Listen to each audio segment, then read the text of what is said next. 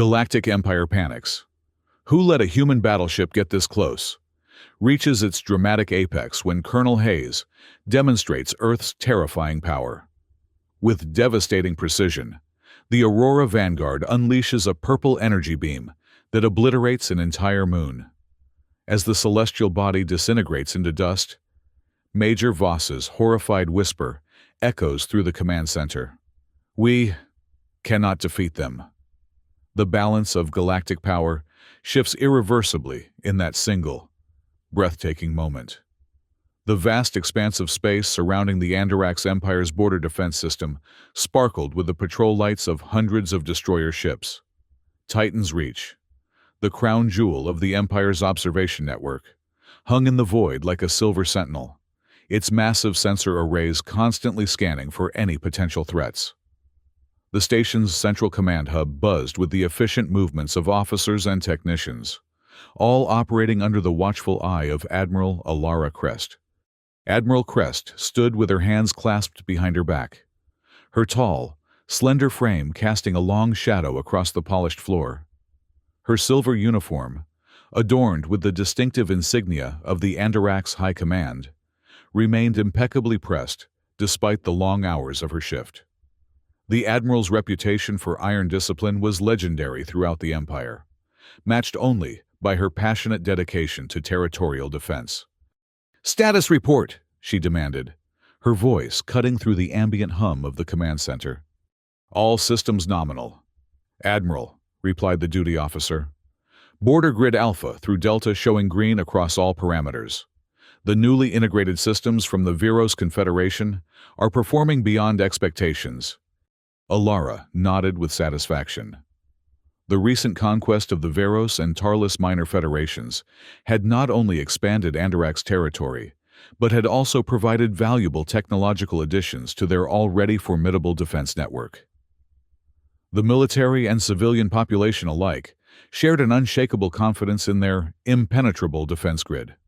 After all, no unauthorized vessel had penetrated Andarax space in over 3 centuries. "Excellent," she said. "Maintain vigilance. The Emperor himself commended our sector's performance last quarter. I expect nothing less than perfection." The massive view screen at the front of the command center displayed a real-time tactical map of their border section. Thousands of light-years rendered into a comprehensible strategic display. Hundreds of green dots represented Andarax patrol vessels, moving in precise, predetermined patterns. The sight filled Alara with pride. This was power. This was security. As the day shift prepared to transfer responsibilities to the night crew, Alara reviewed the daily reports. The Andarax Empire had stood for thousands of years, gradually expanding through both diplomatic annexation and military conquest. Their technological superiority in this quadrant of the galaxy had long been unquestioned, and their military doctrine was built on this fundamental assumption. The night shift began without ceremony, as befitted the efficiency-focused culture of Andarax military operations. Sensor Major Miriam Voss took her station with the precise movements of someone who had performed the same routine countless times. Young by Andarax standards, Major Voss had risen quickly through the ranks due to her exceptional analytical abilities and intuitive understanding of sensor technology. "Major Voss," Alara acknowledged with a slight nod. "Anything unusual in the preliminary scans?" "Nothing to report, Admiral," Voss replied, her fingers dancing across the holographic interface of her station. "All quiet along the—" She stopped mid-sentence, her brow furrowing as she leaned closer to her display. "Major," Alara prompted, immediately alert to the change in the officer's demeanor. "I'm not sure, Admiral," Voss said, her voice lowered. "I'm picking up an anomalous reading at the outer boundary of Grid Sigma. Something large just passed through our first detection layer." "Define large," Alara commanded, moving swiftly to stand behind Voss's station. "Massive, Admiral. Initial displacement readings suggest something at least a kilometer in length. Possibly more."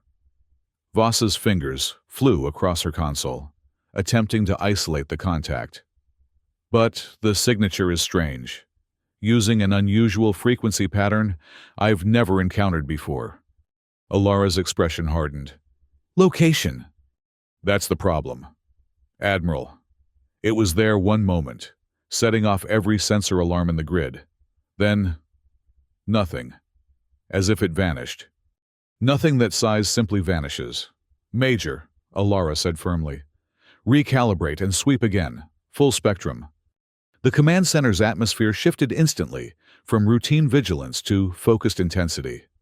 Officers moved with increased urgency, and the ambient conversations ceased entirely. After 20 minutes of enhanced scanning operations, Voss shook her head in frustration. All sweeps return negative, Admiral. Whatever it was, it's either gone or... Or what, Major? Alara pressed. Or it's using technology capable of defeating our detection systems. Voss finished, the implication hanging heavily in the air.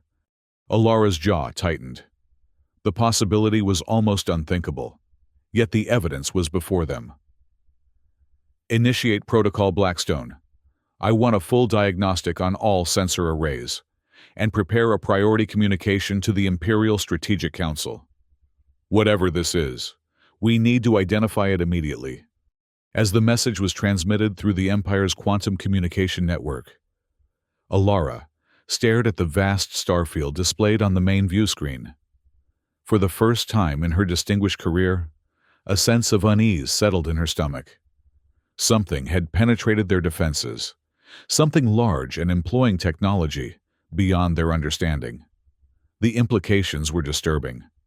The Strategic Council's response was swift and decisive. Within hours, Alara found herself addressing the holographic projections of the Empire's highest military authorities.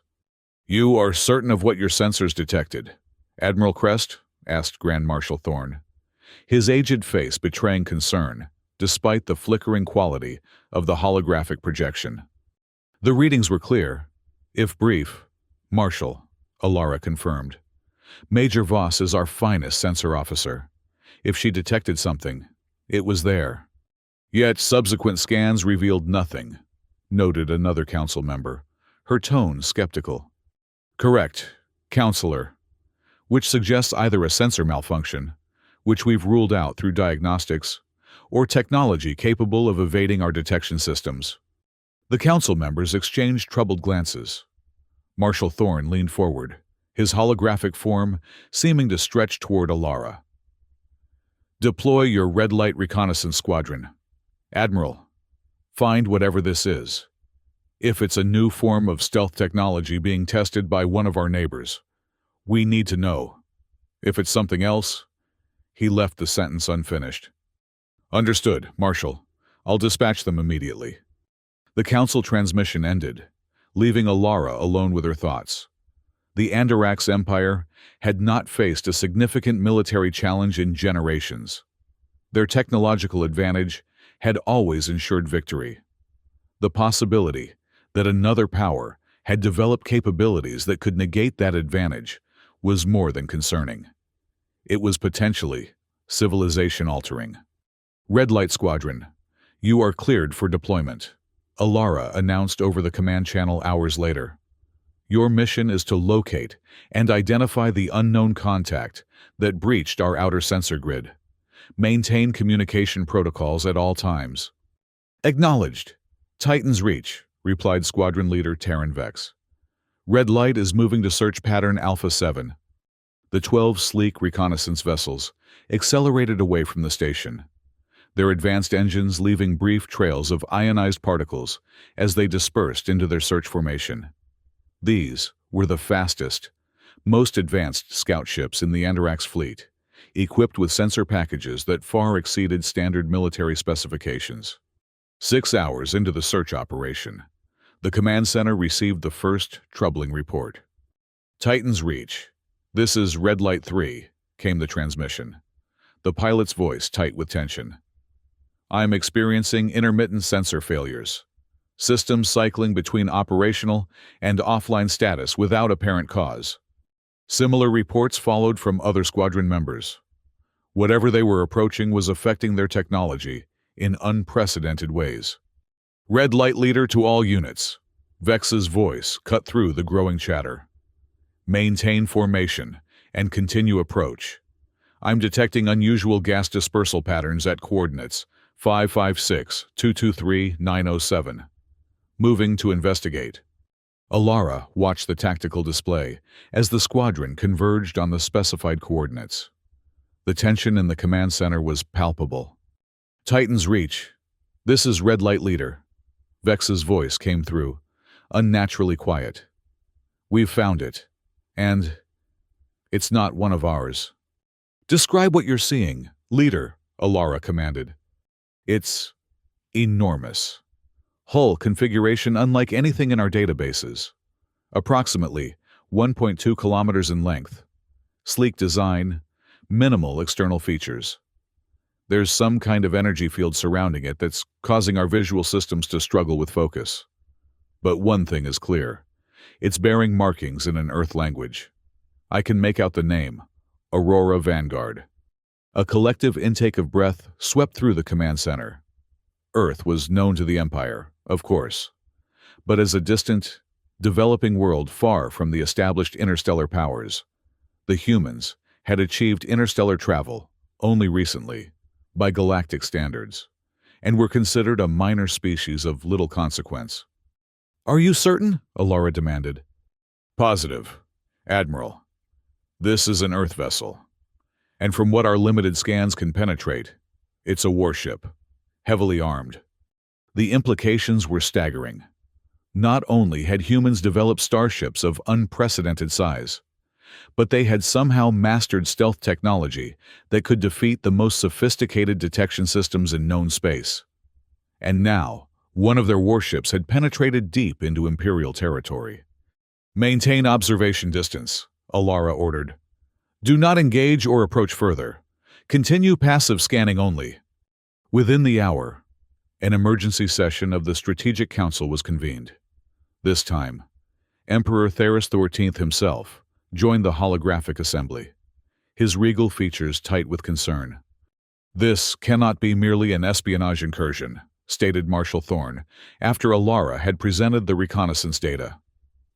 A vessel of that size represents a significant military investment. This may be the precursor to a larger human incursion. The humans have never shown expansionist tendencies, countered Admiral Lennis, head of Imperial Intelligence. Their interstellar presence has been limited to scientific outposts and trade missions. Until now, Thorne retorted. We cannot ignore the fact that they have deployed a massive warship, using technology we cannot match, to our very doorstep. Emperor Theris raised a hand, silencing the debate. What are your recommendations, Admiral Crest? You are on the scene. Alara considered carefully before responding. I recommend we position additional fleet assets to this sector, Your Majesty, but avoid direct confrontation until we better understand their capabilities and intentions. The fact that they allowed themselves to be detected suggests they may be sending a message, rather than preparing for immediate hostilities. The Emperor nodded slowly. A measured approach. Very well. Admiral Crest, you are authorized to deploy the 7th Battle Group to reinforce your position. Observe this human vessel but do not engage unless they take hostile action. Your Majesty, Alara acknowledged with a bow of her head. As the Strategic Council continued to debate possible responses to this unprecedented situation, Alara returned her attention to the ongoing reconnaissance operation. The implications of human technological advancement on this scale would need to be carefully assessed. If Earth had developed such capabilities, what other surprises might they have in store? The answer came sooner than expected. As Alara was reviewing the deployment orders for the incoming 7th Battle Group, Major Voss's voice cut through her concentration. Admiral, the human vessel is transmitting. On speakers, Alara ordered, straightening in her chair. A calm, authoritative voice filled the command center, speaking in perfect Imperial standard. Andorak's Empire Titans reach station. This is Colonel Morgan Hayes, commanding officer of the Earth Alliance vessel, Aurora Vanguard. We are not seeking to provoke hostilities. We request permission to enter the Andarax system proper to open diplomatic negotiations. Please respond. For several moments, stunned silence reigned in the command center. Not only had the humans penetrated their defenses with apparent ease, but they were now openly requesting diplomatic talks, as if they were equals to the mighty Andarax Empire. No response yet, Admiral, Major Voss reported, her expression uncertain. Alara's mind raced. This situation was unprecedented. Protocol dictated that unauthorized vessels should be treated as hostile until proven otherwise. But this was no ordinary unauthorized vessel. It was a warship that had already demonstrated technological superiority by evading their most advanced detection systems. Inform the Strategic Council of this development, she ordered. I need guidance on how to proceed. The Council's response was swift but divided. Some members advocated for an immediate show of force to demonstrate that the Empire would not be intimidated. Others cautioned restraint until more was known about human capabilities. Your orders are to maintain position and make no response to their transmission, Marshal Thorne finally declared. The 7th Battle Group will arrive within 6 hours. Once our forces are in place, we will respond from a position of strength. Alara acknowledged the orders, though privately, she wondered if the Council truly understood the implications of what they were facing. If the humans possessed technology advanced enough to bypass their defense grid, what other capabilities might they have? As the hours passed, the Aurora Vanguard maintained its position, making no aggressive moves, but continuing to transmit its request for diplomatic talks at regular intervals. The tension within Titan's reach grew with each passing minute. 5 hours into the standoff, with the 7th Battle Group still an hour from arrival, the situation changed dramatically. "Admiral!" Major Voss called out, her voice tight with alarm. "The human vessel is powering up some kind of energy system. Output readings are impossible." "Specify," Alara demanded, moving quickly to the sensor station. "The energy signature is unlike anything in our database," Voss reported, her eyes wide as she stared at the readings. "Power levels are exceeding our measurement capabilities." Before Alara could issue further orders, Colonel Hayes's voice came through the communication system once more. "Titan's Reach, this is Aurora Vanguard. We have waited patiently for your response. Your reinforcements are noted, but unnecessary. To demonstrate our peaceful intentions despite your hostile posture, we will provide a small demonstration of our capabilities. Please observe." The main view screen switched automatically to a visual feed from one of the reconnaissance vessels. The Aurora Vanguard was visible in the distance, its massive form now glowing with a strange, purple energy that seemed to ripple across its hull. Suddenly, a focused beam of the same energy lanced out from the ship, striking a small monitoring moon that orbited the nearby gas giant. For a brief moment, nothing happened. Then, to the horror of everyone watching, the entire moon, a celestial body nearly 300 kilometers in diameter, simply disintegrated. Where once had been a solid astronomical object was now nothing but an expanding cloud of dust and fragments. "Goddess preserve us," whispered someone in the command center. The implications were clear. The humans possessed weaponry of unimaginable power. Weaponry that could have been directed at Titan's Reach, or any Andarax world instead of an uninhabited moon. "Titan's Reach," Colonel Hayes's voice returned, calm as ever.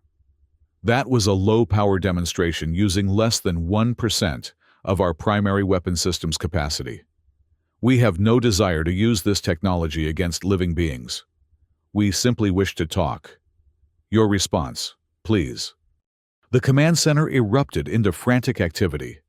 Emergency communications to the Strategic Council were initiated, and defensive systems were brought to full alert, though Alara privately doubted they would make any difference against the kind of power they had just witnessed. When the Strategic Council connection was established, Alara found herself facing pale, shocked faces. "You all saw the demonstration," she said without preamble. "The humans possess weaponry beyond anything we have ever encountered. The 7th Battle Group will arrive within the hour, but I must strongly advise against any aggressive action. If that beam had been directed at our ships or stations, we understand the implications, Admiral," Emperor Theris said gravely. "But we cannot simply surrender to this intimidation. The Andarax Empire does not bow to threats. With respect, Your Majesty, I do not believe they are threatening us," Alara replied carefully. "They have had ample opportunity to attack, yet they have chosen only to demonstrate their capability against an uninhabited moon. They continue to request diplomatic talks." Marshal Thorne's face hardened. "Once the 7th Battle Group arrives, we will have sufficient firepower to at least present a credible defense. I authorize you to open communications with the human vessel, Admiral Crest, but make no commitments. We need time to assess this situation fully." "Understood, Marshal," Alara acknowledged, though she was not convinced that even the considerable firepower of the 7th Battle Group would be sufficient against the technology they had just witnessed.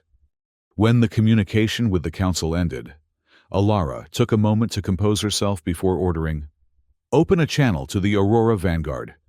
"Channel open, Admiral," reported the communications officer. "Aurora Vanguard.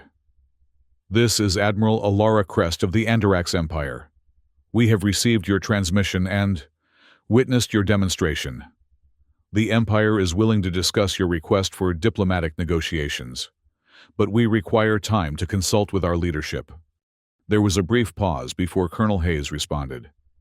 "Admiral Crest, we appreciate your response. We understand your need for consultation. However, we must insist on beginning preliminary discussions within the next 12 hours. The capabilities we have demonstrated are but one aspect of what Earth can offer, either as a friend or, if necessary, as an adversary.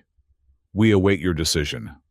The transmission ended, leaving Alara with the distinct impression that the human's patience had limits. She turned to find Major Voss staring at her, the young officer's face pale. "Admiral," Voss said quietly, "we can't win against them, can we?" The question hung in the air, giving voice to the fear that had begun to spread throughout the command center. Alara considered her response carefully, aware that her words would affect morale throughout the station. "Our duty is not to win or lose, Major," she finally replied. "It is to protect the Empire and its citizens. Sometimes that means fighting. Sometimes it means recognizing when another path is wiser." Within the hour, the imposing vessels of the 7th Battle Group began to arrive, taking up strategic positions around Titan's Reach. Under normal circumstances, the arrival of such a force, 50 capital ships, including 3 dreadnoughts, would have been cause for confidence. Today, watching the massive ships move into formation, Alara felt only a growing sense of foreboding. Strategic Lieutenant Jean Rai, head of the Empire's Strategic Planning Division, arrived with the battle group and immediately requested a private meeting with Alara. "The Council is divided," Rai informed her, once they were alone in her office. "Some members, including Marshal Thorne, advocate for an immediate show of force. They believe we must demonstrate that the Empire will not be intimidated, regardless of the humans' technology." "And what do you believe, Lieutenant?" Alara asked, studying the younger officer carefully. Rai hesitated, clearly weighing his words. "I believe we are facing a paradigm shift, Admiral. Our entire strategic doctrine is based on technological superiority. If the humans truly possess the capabilities they have demonstrated, that doctrine is obsolete." Alara nodded slowly.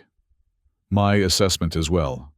And yet, the political reality is that the Empire cannot be seen to capitulate to what many will perceive as a threat. Hence my presence," Rai said with a grim smile.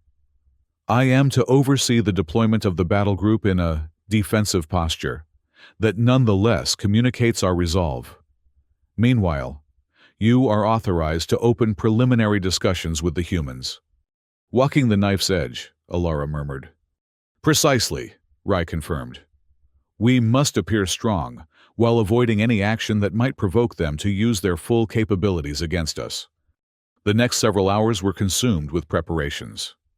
The battle group took up positions that were ostensibly defensive, but could quickly transition to offensive operations if ordered. Meanwhile, Alara prepared for the initial contact with the humans, reviewing what little intelligence the Empire possessed about Earth and its inhabitants. Admiral, Major Voss interrupted her studies. The Aurora Vanguard is moving. Alara rushed to the command center, where the main view screen showed the massive human vessel gliding gracefully through space, heading directly toward the center of the Andarax formation. All ships, maintain positions, Alara ordered immediately. Do not, I repeat, do not take any action that could be interpreted as hostile. The Aurora Vanguard continued its approach, seemingly unconcerned by the dozens of Andorax warships now tracking its movement. As it neared the center of the formation, it finally slowed to a stop, hanging in space less than 10,000 kilometers from Titan's reach itself, point-blank range by space combat standards. They're transmitting again, Admiral, reported the communications officer. On screen, Alara commanded. The view screen shifted to show a human face.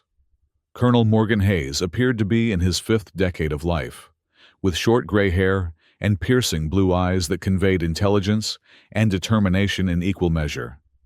He wore a simple dark uniform with minimal insignia. Admiral Crest, Hayes greeted her formally. Thank you for not taking hostile action as we approached.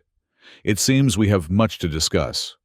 Indeed we do, Colonel Hayes, Alara replied, keeping her voice level despite the tension coursing through her.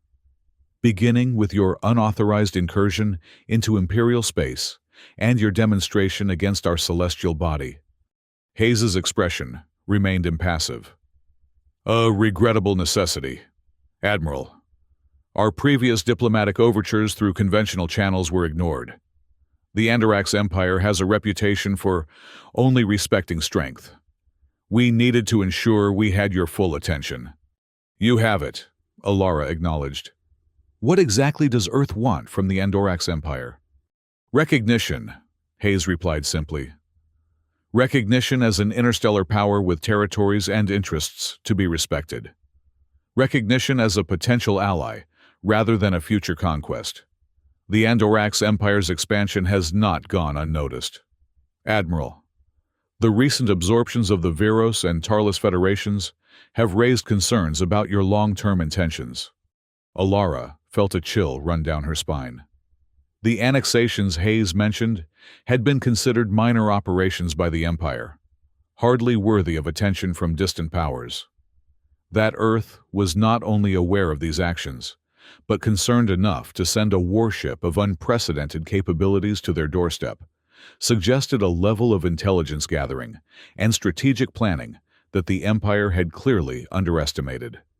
I am not authorized to discuss Imperial policy regarding territorial expansion, Alara stated carefully. But I can convey your concerns to the Strategic Council. In the meantime, I suggest a more formal setting for our discussions.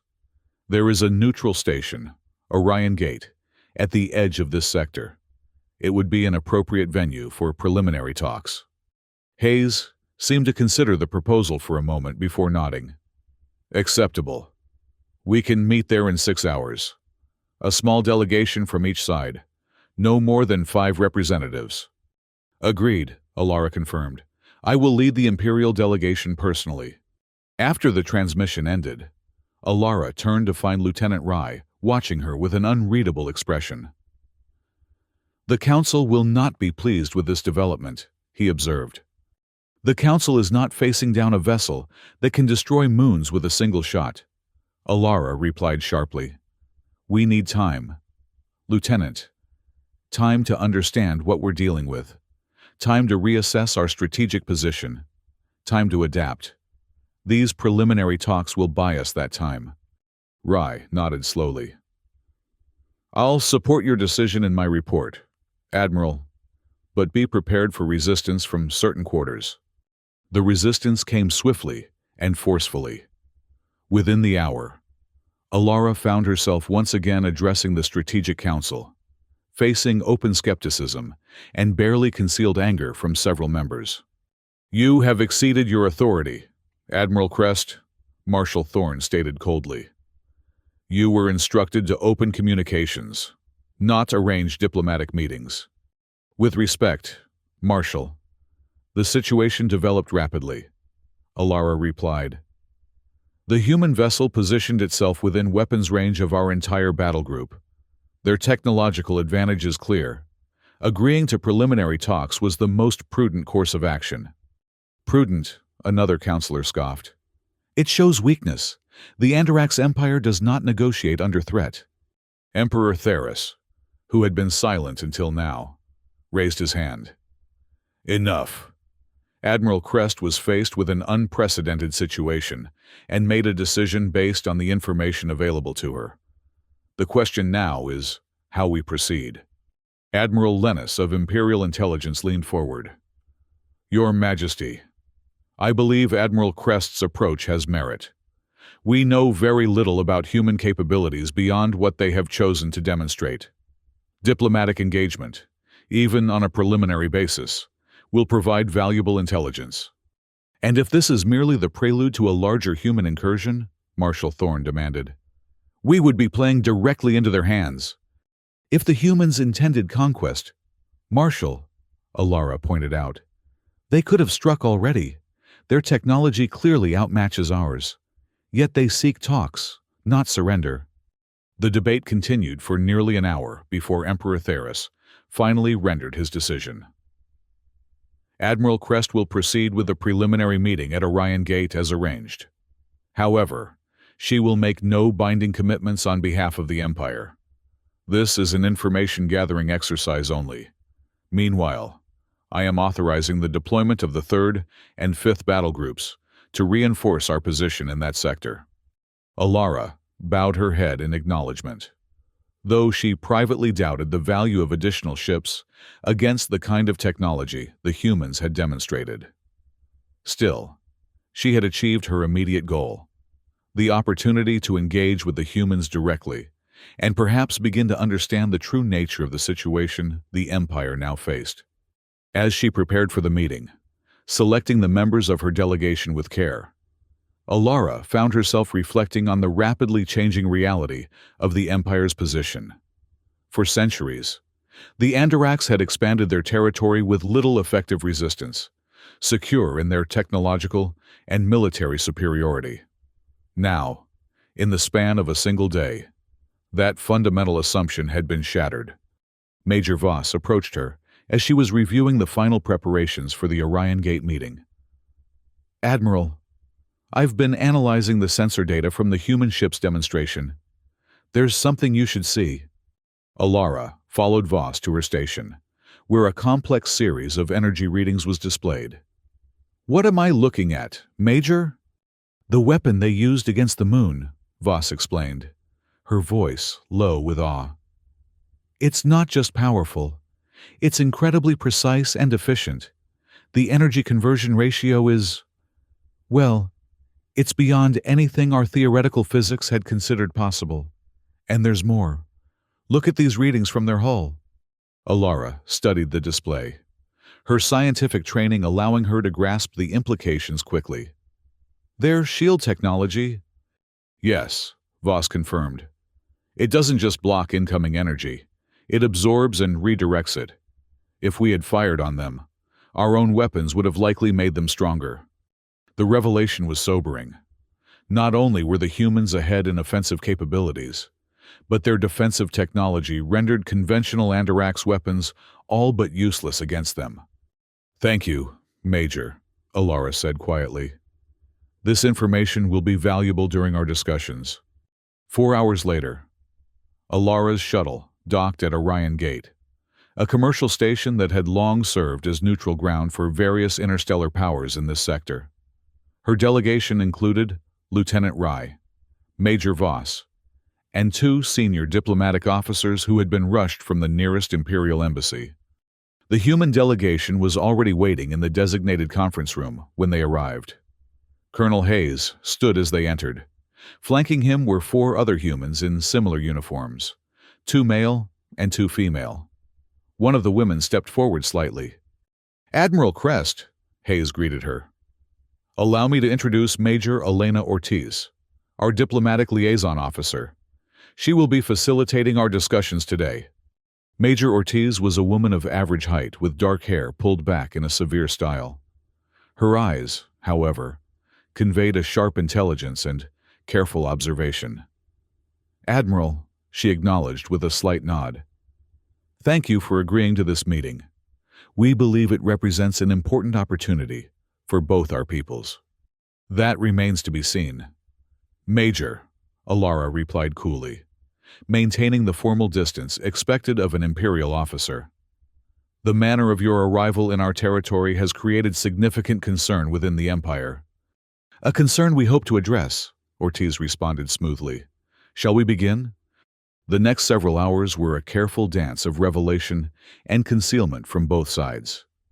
The humans shared information about Earth's rapid technological development over the past century, explaining how breakthroughs in quantum physics had accelerated their advancement far beyond what outside observers had anticipated. They spoke of their expanding presence in their home sector and their growing awareness of the larger interstellar community. "Earth has been observing the Andarax Empire for decades," Hayes explained at one point. "Your expansion patterns and treatment of absorbed territories have been of particular interest to our strategic analysts." "You speak as if the Empire's internal affairs are your concern, Colonel," Lieutenant Rye remarked sharply.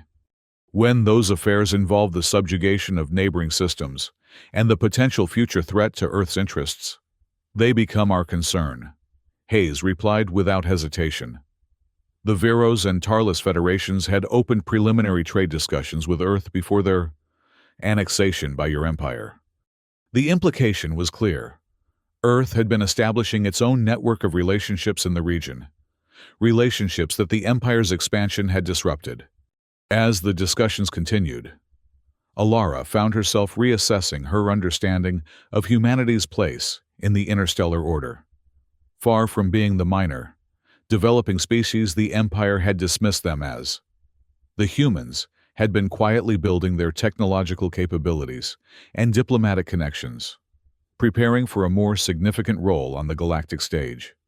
"What exactly are you proposing, Colonel?" Alara finally asked, cutting through the diplomatic circling. "You've demonstrated your technological superiority. You've made it clear that Earth is aware of and concerned about Imperial expansion. What outcome do you seek from these talks?" Hayes exchanged a glance with Ortiz before responding. "We propose a formal recognition treaty between Earth and the Andarax Empire, one that acknowledges our respective territories and spheres of influence, establishes diplomatic relations, and commits both parties to non-aggression." "Essentially, you want the Empire to treat Earth as an equal power," Alara observed. "Not merely an equal power, Admiral," Hayes corrected her. "A potential partner. Earth has much to offer the Andarax Empire, besides the technology you've witnessed today. Scientific exchange, cultural enrichment, trade opportunities, all these become possible once we establish a foundation of mutual respect." The proposal was bold, perhaps even audacious from the Empire's perspective. Yet Alara could not dismiss it outright. The reality of human technological advancement could not be ignored, nor could the potential benefits of a peaceful relationship with Earth compared to the alternatives. "I will convey your proposal to the Strategic Council," she said carefully. "But I must be clear. The final decision rests with the Emperor and the Council. My role here is exploratory only." Hayes nodded, seemingly satisfied with this response. "We understand.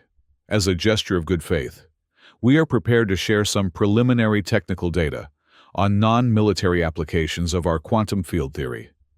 Major Ortiz will provide the relevant files. Ortiz produced a data crystal, which she handed to Major Voss. This contains information on medical applications of our energy field technology, as well as some basic principles that might assist your scientists in understanding the theoretical framework we've developed.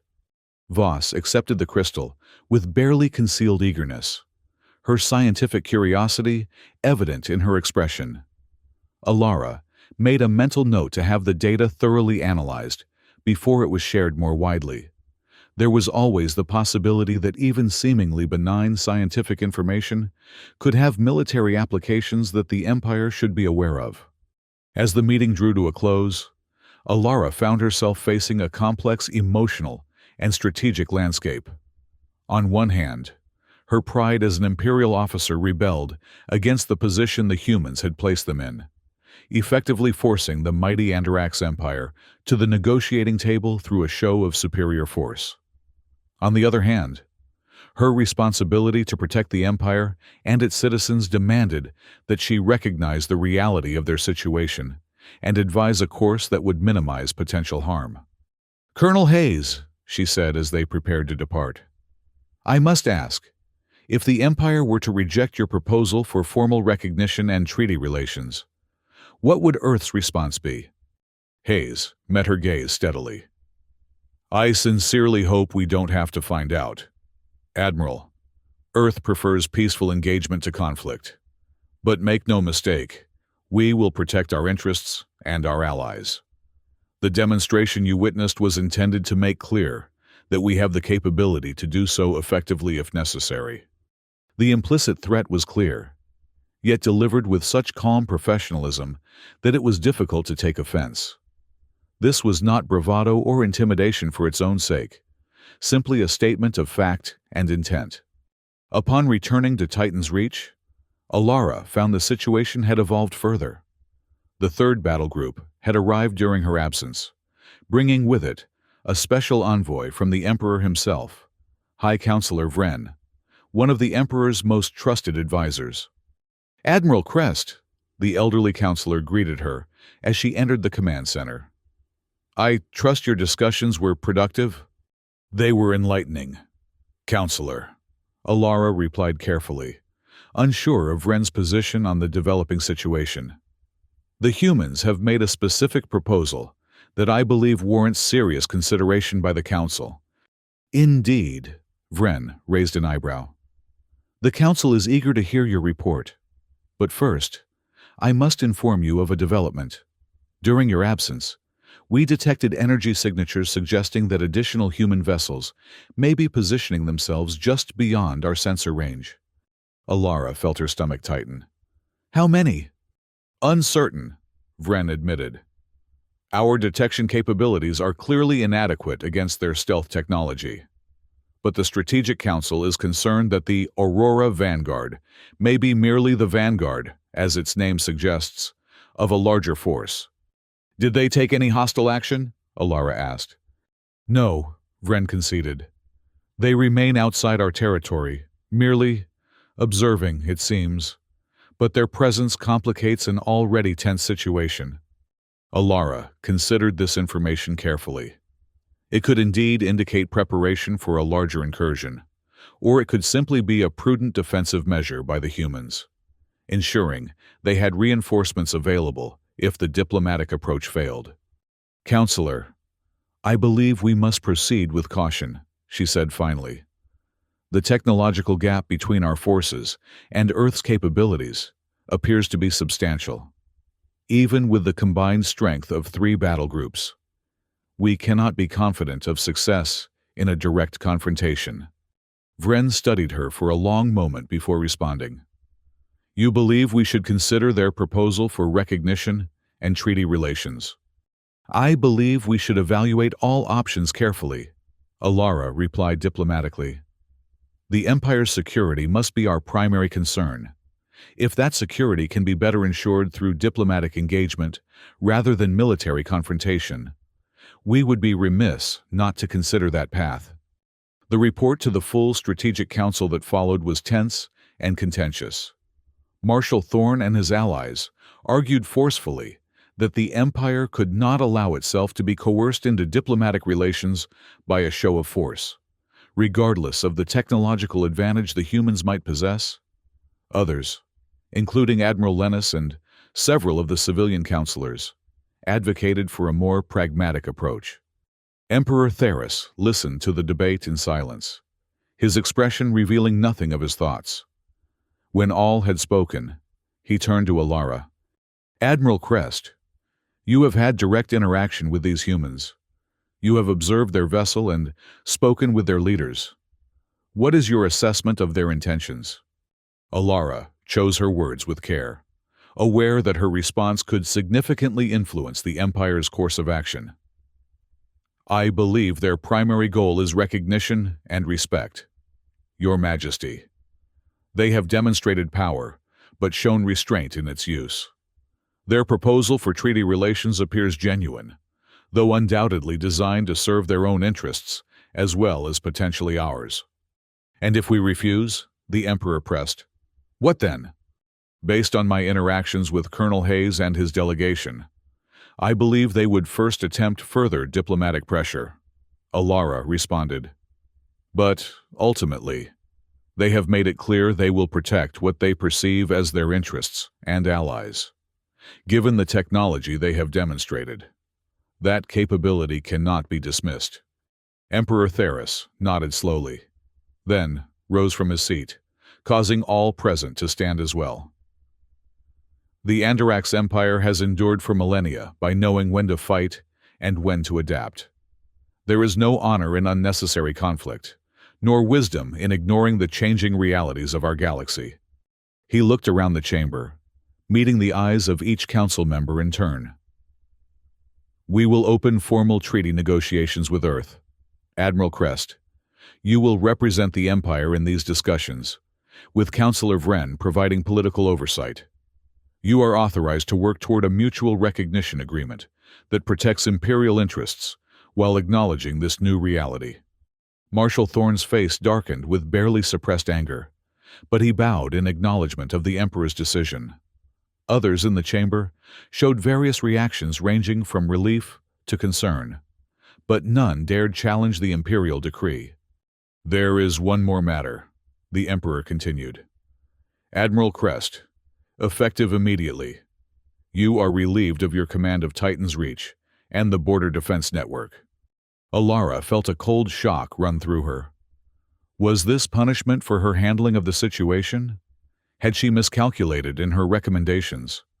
"Instead," the Emperor went on, "you will assume the role of Special Ambassador to Earth, with full diplomatic authority to establish our new relationship with humanity. Your experience and insights from this first contact will be invaluable in this role." The tension in Alara's shoulders eased slightly. Not a demotion or punishment, then, but a reassignment to a position of perhaps even greater responsibility. "I am honored by Your Majesty's trust," she replied formally, bowing deeply. "Do not mistake my decision for approval of Earth's methods," Emperor Theros cautioned. "Their approach, penetrating our defenses and demonstrating weapons of mass destruction to force diplomatic engagement, sets a concerning precedent. Part of your mission, Ambassador Crest, will be to establish more appropriate protocols for future interactions." "Understood, Your Majesty," Alara acknowledged. The next several weeks were a whirlwind of diplomatic activity. The formal negotiations with Earth took place on a neutral space station designated by mutual agreement. Major Ortiz led the human diplomatic team, with Colonel Hayes providing military expertise as needed. Councillor Vren represented the political interests of the Empire, while Alara focused on the practical aspects of establishing a working relationship between two vastly different civilizations. The resulting document, officially termed the Andarax Earth Emergency Accord, established formal recognition between the two powers, defined territorial boundaries, created demilitarized buffer zones, and laid the groundwork for scientific cooperation and cultural exchange. Most significantly from the Empire's perspective, it included provisions for a joint training initiative that would allow selected Imperial officers to learn about human technology under carefully controlled conditions. During the signing ceremony, Alara found herself standing next to Colonel Hayes, watching as Major Ortiz and Counselor Vren applied their signatures to the historic document. "You've accomplished your mission, Colonel," she observed quietly. "Earth has its recognition and treaty. The mighty Andarax Empire has acknowledged humanity as an equal power." Hayes' lips curved in a slight smile. "That was only part of the mission, Admiral. Or should I say Ambassador?" "Ambassador is the correct title now," Alara confirmed. "You mentioned another part to your mission?" Hayes turned to face her fully. "The galaxy is changing, Ambassador Crest. Earth isn't the only emerging power concerned about Andorrak's expansion. We've received communications from 15 other species seeking similar recognition and protection." Alara felt a chill run through her. 15? All at various stages of technological development, Hayes confirmed. Some nearly at our level, others still developing. All watching the outcome of our engagement with your empire with great interest. The implications were staggering.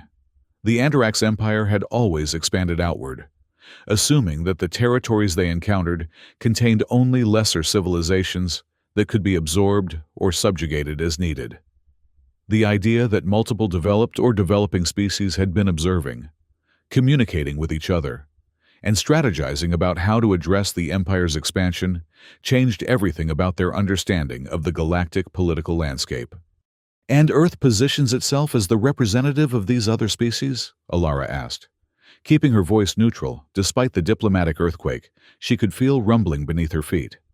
"More of a mediator," Hayes corrected. "Many of these species have had limited or negative interactions with the Empire in the past.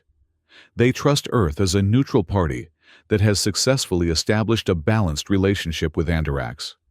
Before Alara could respond, Major Ortiz approached, the freshly signed accord in her hands. "It's done, Colonel. Ambassador Crest. The Earth Alliance looks forward to a productive relationship with the Andarax Empire." "As do we, Major," Alara replied automatically, her mind still processing the wider implications of Hayes' revelation. As the ceremony concluded and the various delegations began to disperse, Alara found herself walking alongside Major Voss, who had been assigned to her diplomatic staff due to her scientific expertise and familiarity with human technology. "Something troubling you, Ambassador?" Voss asked, noting Alara's distracted expression. "Colonel Hayes just informed me that 15 other species have contacted Earth, seeking similar recognition and protection from the Empire." Alara replied quietly. Voss's eyes widened. 15? But our exploration divisions have reported no advanced civilizations in those sectors. Apparently, our exploration divisions were either mistaken or deliberately misled, Alara said grimly. "These species have been communicating with each other, Major, coordinating, and now they've found a powerful ally in Earth. This changes everything about our expansion strategy," Voss murmured. "It changes everything about our understanding of our place in the galaxy," Alara corrected her. "The Andarax Empire has operated for centuries on the assumption of our exceptional status, that we were the most advanced civilization in this region of space, destined to bring order and progress to lesser species. And now we must adapt to a new reality, one where we are but one of many advanced civilizations, where expansion through force may no longer be viable, where diplomacy and cooperation may be more valuable than conquest." As they boarded the shuttle that would take them back to the Imperial diplomatic vessel, Alara gazed out at the stars, visible through the viewport. The galaxy suddenly seemed both larger and smaller than before. Larger in the sense that it contained more advanced life and civilization than the Empire had recognized, and smaller in that these civilizations were connected and communicating in ways that made the vastness of space less of a barrier than ever before. "What happens now?" Voss asked, as the shuttle departed the station. "Now we prepare for a very different future," Alara replied. One where the Andarax Empire must learn to coexist rather than simply conquer. One where our strength will be measured not just by our military might, but by our ability to forge alliances and exchange knowledge. She thought of the data crystal that the humans had provided, containing just a fraction of their advanced quantum field theory, already enough to revolutionize several fields of imperial science. What might be possible if such exchanges became common practice rather than exceptional gestures? It will not be an easy transition, she continued, almost to herself. There will be resistance from those who cling to the old ways, who see any compromise as weakness. But the alternative? The alternative is confrontation with powers we cannot hope to defeat. Voss finished for her. At least not with our current technology. Precisely. And so we adapt, we learn, we grow, as the Empire has always done, though perhaps not always in ways we anticipated. As their shuttle docked with the Imperial diplomatic vessel, Alara felt a strange mixture of trepidation and hope. The future that awaited the Andarax Empire would be challenging, requiring fundamental shifts in their approach to interstellar relations. Yet it also offered unprecedented opportunities for advancement and growth. The galaxy was entering a new era, one where a single human battleship appearing unexpectedly at the borders of the mighty Andarax Empire had changed the course of history. Not through the destructive power it carried, but through its role as a harbinger of a more connected, more complex interstellar community than the Empire had ever imagined. And Alara Crest, once the guardian of imperial borders, now found herself at the forefront of this new frontier, not one of territory and conquest, but of diplomacy and cooperation. The challenge was daunting, but as she stepped aboard the vessel that would carry her to her new role as ambassador to Earth, she felt ready to face it. The stars awaited, and they contained more wonders and more potential allies than the Andarax Empire had ever dreamed possible.